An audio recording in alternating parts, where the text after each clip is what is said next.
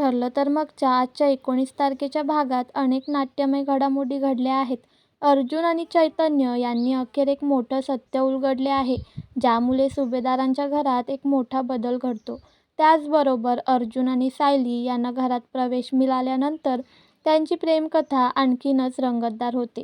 मात्र त्यांच्या प्रेमाच्या वाटेतील सर्वात मोठा अडथळा म्हणजे अस्मिता. अखेर अस्मिताची या घरातून कायमची रवानगी होते, ज्यामुळे सायली आणि अर्जुनच्या नात्याला एक नवीन वळण मिळतं.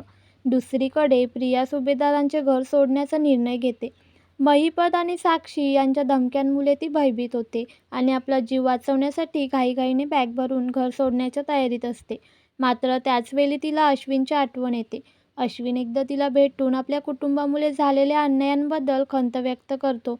हे आठवून प्रियाला बरं वाटतं की सुभेदारांच्या संपत्तीवर हक्क मिळवण्यासाठी अश्विनचा उपयोग केला जाऊ शकतो. त्यामुळे ती घर सोडण्याचा विचार बदलते आणि त्याऐवजी अश्विनला आपल्या जाळ्यात ओढण्याचा नवाडा आखते. एकंदरीत आजचा भाग ट्विस्ट आणि टर्ननी भरलेला असून पुढच्या भागात प्रियाचा हा नवीन डाव कसा रंगतो हे पाहणे रंजक ठरेल. अर्जुन आणि सायली अखेर सुभेदारांच्या घरात प्रवेश करण्याच्या तयारीत असतात. मात्र कल्पना अजूनही त्यांना स्वीकारण्यास तयार नसते. ती पुन्हा एकदा अर्जुनला सुनावते, पण अर्जुन ठाम राहतो आणि स्पष्ट करतो की रक्ताच्या नात्यांना कोणी तोडू शकत नाही. तो सांगतो की जर अश्विन आणि अस्मिता यांचे या घराशी नाते आहे, तर त्याचे आणि सायलीचेही आहे. यावर घरातील सगळे गप्प होतात. दुसरीकडे अस्मिता कॅनडाला जाण्याच्या तयारीत असते, पण तिला सासरी जायची इच्छा अजिबात नसते. पूर्णा आई आणि कल्पना तिला समजावण्याचा प्रयत्न करतात, पण ती वैतागलेली असते. अश्विन हलक्या फुलक्या थट्टेत तिला विमानातून हात बाहेर काढू नकोस असं म्हणतो, ज्यावर ती चिडते आणि सगळ्यांचा निरोप घेते. अर्जुन आणि सायली अखेर सुभेदारांच्या घरात प्रवेश करण्याच्या प्रयत्नात असतात. मात्र पूर्णाजी ठामपणे सांगतात की या घराने एकदा निर्णय घेतला आहे, सायलीला घरात प्रवेश मिळणार नाही. यावर अर्जुन सरळ प्रश्न विचारतो, मी या घराचा मोठा मुलगा आहे, तर सायली या घराची कोण आहे? पूर्णाजी यावर हळूच उत्तर देतात, मोठी सून. अर्जुन पुन्हा विचारतो, मला नीट ऐकू आलं नाही, तुम्ही मोठ्याने सांगा. पूर्णाजी नाईलाजाने पुन्हा सांगतात, मोठी सून. अर्जुन लगेच कायद्याचा आधार घेत म्हणतो, जर मी या घराचा कायदेशीर वारस आहे, तर सायली ही कायद्याने या घराची मोठी सून आहे. तुम्ही तिचा हक्क नाकारू शकत नाही. देशात जसे कायदे आहेत तसेच घरातही नियम आहेत, पण त्या नियमांवर कायद्याने चालावे लागते. यावर सगळेजण गडबडून जातात. अर्जुनने कायद्याचा आधार घेतल्यामुळे त्यांना उत्तर देता येत नाही. मात्र सायलीला अर्जुनचा हा अट्टहास थोडा खटकतो. तिला वाटतं की घरात प्रवेश मिळावा, पण प्रेमाने, कायद्याच्या जोरावर नाही. पूर्णाजी अर्जुनला म्हणतात, आता तू आमच्याशी हक्काच्या गोष्टी करणार का? अर्जुन शांतपणे उत्तर देतो, पूर्णाजी, तुम्हाला माहीत आहे ना, या घरात डॅडांपेक्षा मम्मांना जास्त मान दिला जातो. इथे मुलांपेक्षा सुनांवर जास्त प्रेम केलं जातं. मी फक्त हेच दाखवून देतोय की तुमच्या घराच्या परंपरा आणि नियम मोडले नाहीत. मी त्यांना अधिक घट्ट बनवतोय. अर्जुनची हुशारी आणि त्याच्या वकिली वृत्तीमुळे घरातले सर्वजण संभ्रमात पडतात. शेवटी तो ठाम राहतो आणि स्पष्ट सांगतो, सायली ही या घराची सून आहे आणि ती हक्काने गृहप्रवेश करणारच. हे म्हणताच अर्जुन घराच्या दिशेने एक पाऊल टाकतो. अर्जुन आपल्या निश्चयावर ठाम राहतो आणि सायलीचा गृहप्रवेश करण्यासाठी स्वतः सगळी तयारी करून येतो. तो देवघरात प्रवेश करण्याचा प्रयत्न करतो, तेव्हा पूर्णाजी त्याला अडवतात आणि सांगतात की त्याला इथे प्रवेश नाही. तिला वाटतं की अर्जुन कुंकवाचा करंडा घ्यायला चाललाय. मात्र अर्जुन हसत म्हणतो, मला माहीतच होतं की तू हेच करणार, म्हणून मी आधीच तयारी केली आहे.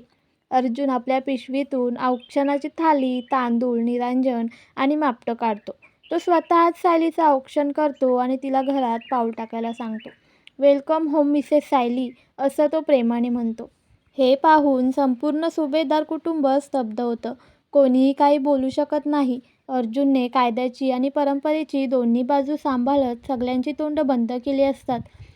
पूर्णाजी, कल्पना, प्रताप, अश्विन सगळे फक्त आश्चर्याने पाहत राहतात. सायली गृहप्रवेश तर करते, पण घरातील कोणीही तिला आशीर्वाद देत नाही. तिचं स्वागत कोणीही करत नाही. ती मनात विचार करते, आज मी या घरात प्रवेश केला, पण आता मला या सगळ्यांच्या मनातही प्रवेश मिळवायचा आहे. तिला आनंद आणि दुःख दोन्ही वाटत असतं. अर्जुनने तिला मोठ्या प्रेमाने घरात आणलं असतं, पण सायलीच्या मनात अजूनही घरच्यांचा विरोध असल्याची सल राहते. आता पुढे काय होईल? सायली खरंच सुभेदार कुटुंबाचं मन जिंकू शकेल का? याची उत्कंठा पुढील भागात वाढत जाणार आहे. सायलीचा गृहप्रवेश झाला असला तरी तिच्या चेहऱ्यावर समाधान नव्हतं. अर्जुनला हे काहीच समजत नव्हतं. तो आश्चर्याने विचारतो, "मिसेस सायली, मी तुमच्या मनाप्रमाणे सगळं केलं. तुम्हाला तुमच्या खोलीत जागा मिळवून दिली. 2 फ्लॅट होते पनवेलला. पण तुम्हाला तिथे जायचं नव्हतं म्हणून तुम्हाला तुमच्या माणसांमध्येच राहायचं होतं. मी तेही केलं ना." सायली मात्र उदासच राहते. अर्जुन अजून चिडून म्हणतो, "काय झालं आता? का अजूनही नाराज आहात? मला खरंच तुमचं काही कळत नाहीये." सायली मग रडवेली होत म्हणते, "सर, मला या घरात प्रवेश हवा होता, पण असा नाही. मी कधी सांगितलं होतं की कायद्याच्या भाषेने घरच्यांना अडचणीत आणा. कायद्याच्या बडग्याने मिळालेला प्रवेश हा मनाने स्वीकारलेला नसतो. आज तुम्ही सगळ्यांना दुखावलं आहे आणि त्यात माझंही मन दुखावलं आहे. मला घरच्यांची मनं जिंकून या घरात यायचं होतं, पण तुमच्यामुळे मला त्यांना दुखावून इथे यावं लागलं. त्यामुळे मला तुमचा खूप राग आलाय." हे ऐकून अर्जुन थोडा वैतागतो आणि म्हणतो, "अच्छा, म्हणजे तुम्हाला वाटतं की मी शांतपणे घरच्यांना समजावलं असतं आणि त्यांना कन्व्हिन्स केलं असतं आणि मग ते होकार देऊन तुम्ही या घरात आला असतात? ठीक आहे, पण हे सगळं किती दिवस, किती महिने, किती वर्ष चाललं असतं?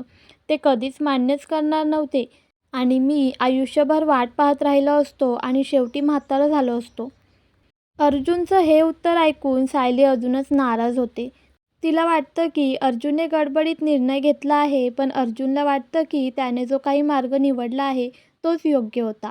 अर्जुन आणि सायलीच्या नात्यातला हा टप्पा खूपच महत्त्वाचा असतो. अर्जुन आपल्या मिश्किल अंदाजात सायलीचा राग कमी करण्याचा प्रयत्न करतो. तो मुद्दाम म्हातारपणीचं नाटक करत, काठी टेकत, खोकत, "सायली बघा, अखेर आपल्याला स्वीकृती मिळाली. आपण आता गृहप्रवेश करूया," असं म्हणतो. हे ऐकून सायलीला हसू येतं. पण अर्जुन तिथेच थांबत नाही. तो पुढेही म्हणतो, "म्हातारपणी आपल्या खोलीत आलो असतो आणि मग असा डान्स केला असता." तो नकली थरथरत डान्स करण्याचा प्रयत्न करतो, पण लगेच थांबतो. "अरे, पण म्हातारपणी आपण खरंच डान्स करू शकलो असतो का? जमलं असतं का आपल्याला?" असं म्हणत तो सायलीला चिडवत राहतो. सायली अजूनही थोडी नाराज असते, पण अर्जुनचा हा थट्टा-मस्करीचा अंदाज तिच्या चेहऱ्यावर हास्य फुलवतो. दोघंही एकमेकांकडे पाहून जोरजोरात हसू लागतात. दोघेही मस्त डान्स करतात, पण तरीही सायली नाराज असते. त्यानंतर अर्जुन गंभीर होतो, "मिसेस सायली, मी तुम्हाला एक वचन दिलं होतं की तुमच्या मनातली प्रत्येक इच्छा पूर्ण करेन. आज त्यातली एक इच्छा पूर्ण झाली आहे आणि तुम्ही तुमच्या माणसांसोबत आहात." सायलीही शांतपणे उत्तर देते, "हो सर, पण तुम्ही घरच्यांना कायद्याचा बडगा दाखवायची गरज नव्हती. पूर्णा आजींसोबत ज्या प्रकारे बोललात, मोठी सून म्हणून घरात घ्यायलाच पाहिजे, असं सांगायची गरज होती का?" अर्जुन तिच्या डोळ्यात डोळे घालून म्हणतो, "होती. कारण तुम्ही या घरात आल्यानंतरच त्यांचं मन जिंकू शकाल. बाहेर राहून त्यांचं मन जिंकणं सोपं आहे का?" सायली काही बोलत नाही, पण तिच्या मनातही अर्जुनच्या शब्दांचा प्रभाव जाणवतो. दोघंही शांत होतात आणि त्यांच्या या संवादातून त्यांच्या नात्याचा एक नवीन अध्याय सुरू होतो. अर्जुन मिश्किलपणे म्हणतो, "फायनली अस्मिताताई आता नवऱ्याच्या घरी जाण्यासाठी तयार झाली. म्हणजेच आपण जिंकलो." त्यावर अस्मिता चिडून म्हणते, "अरे अर्जुन, मी काही हार मानलेली नाहीये. माझं आणि सचिन रावांचं एक वेगळंच नातं आहे आणि तसंही मी काही कायमची जात नाहीये. कॅनडावरून परत येईनच." पूर्णा आजीही भावूक होत म्हणतात, "हो, पण ज्यावेळेला आम्ही तुला सासरी जा म्हणून सांगायचो, त्यावेळेला कधी ऐकलं नाहीस आणि आज खरंच तुला पाठवताना वाईट वाटतंय." अश्विन लगेच चिडवत म्हणतो, "कॅनडावरून आली की पहिल्यांदा आमच्यासाठी काय आणणार आहेस ते सांग आधी." अस्मिता वैतागून म्हणते, "अरे, मला काही शांतपणे जाऊन देता की नाही तुम्ही?" सायली आता या सगळ्या गडबडीतून खूप आनंदी होते. तिला वाटतं की अर्जुनच्या आगमनाने आणि तिच्या गृहप्रवेशानंतर या घरात काहीतरी बदल घडायला लागलेत. त्यावेळी अर्जुन हसत म्हणतो, "वा मिसेस सायली, तुमचा पायगुण पहा. तुम्ही घरात आलात आणि तुम्हाला त्रास देणारी अस्मिताताई थेट कॅनडाला चालली." यावर कल्पना चिडून म्हणते, "कोणीही आल्यामुळे कोणीही चाललेलं नाहीये. अस्मिता तिच्या नवऱ्याकडे चालली आहे आणि ती खूप खुश आहे." नाथजी सगळ्यांकडे बघत म्हणतात, "बरं झालं, चला, अस्मिता सुखरूप जाऊ दे आणि सुखरूप परत येऊ दे."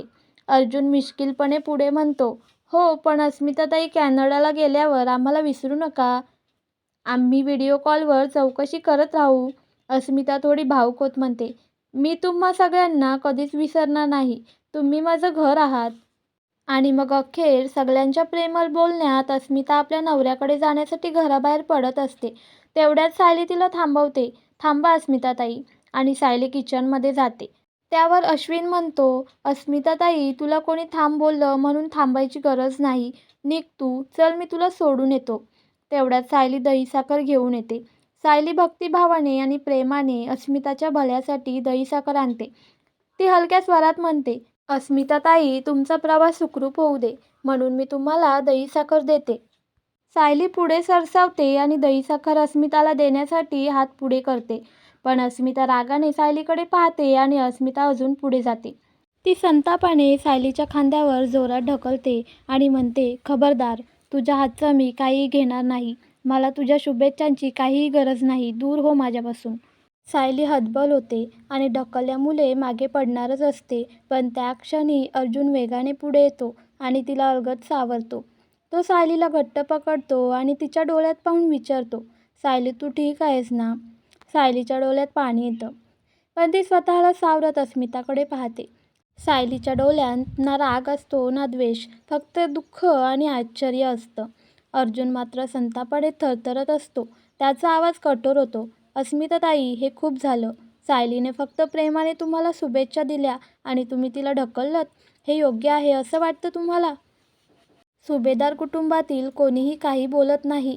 कल्पना आणि पूर्णाईसुद्धा अस्मिताकडे आश्चर्याने पाहत असतात. पण काही बोलायची त्यांची हिंमत होत नाही. सायली हळूच अर्जुनचा हात धरते आणि हलक्या स्वरात म्हणते, अर्जुन सर राहू द्या. आपण कुणाच्या मनातल्या कटुतेला बदलू शकत नाही. पण अर्जुन शांत बसणाऱ्या माणसातला नव्हता. तो सुभेदार कुटुंबाकडे पाहत म्हणतो, तुम्हाला हे सगळं योग्य वाटतंय? सायली फक्त चांगल्या मनाने बोलली आणि तुम्ही गप्प बसणार का? कल्पना न बोलताच नजर खाली झुकवते. प्रताप एक दीर्घ श्वास घेतो, पण तोही काही बोलत नाही. अस्मिता मात्र अजूनही ताठ उभी असते. मी कुठे जाते, कशी जाते आणि कशासाठी जाते हे माझं ठरलेलं आहे. मला कुणाच्या आशीर्वादाची गरज नाही, असं म्हणत ती तडक निघून जाते. सायली तिच्या मागे बघत राहते, पण तिला थांबवण्याचा आता काही उपयोग नव्हता. आता पुढील भागात घडलेली घटना खूप जबरदस्त असते. ही घटना खूप उत्कंठावर्धक आहे. अर्जुनला आता समजलंय की जोशी हा फक्त मधुभाऊंची केस हरवण्यासाठी मुद्दामच हा खेळ खेळतोय आणि त्याच्या पाठीमागे महिपत शिकरेचं मोठं राजकीय षडयंत्र आहे. अर्जुन आणि चैतन्य जेव्हा लपून ऐकत असतात तेव्हा त्यांना कळतं की जोशी आणि पवार यांचा खरा डाव काय आहे. साहेबांनी सांगितलंय की पुढचं प्लॅनिंग काय आहे. हे ऐकताच अर्जुनच्या डोक्यात तिडीक जाते. त्याला आता पक्क कळून चुकतं की महिपत शिकरेच या सगळ्या खेळाचा सूत्रधार आहे. त्या क्षणीच अर्जुन जोशीच्या खऱ्या चेहऱ्याचा पर्दाफाश करण्याचा निर्णय घेतो. तो चैतन्यकडे बघतो आणि म्हणतो, हे प्रकरण आता मी सोडणार नाही. जोशीने विश्वासघात केला, पण मधुभाऊंना मी हरवू देणार नाही. आता वेळ आली आहे महिपत शिकरेच्या राजकीय खेळाला संपवण्याची. आता पुढच्या भागात अर्जुन जोशी आणि महिपतच्या खेळीला कसं उत्तर देणार? तो काय नवीन डाव टाकणार? मधुभाऊंची केस वाचवण्यासाठी अर्जुन पुढचा मोठा प्लॅन काय करेल? हे पाहणं खूप रंजक ठरेल.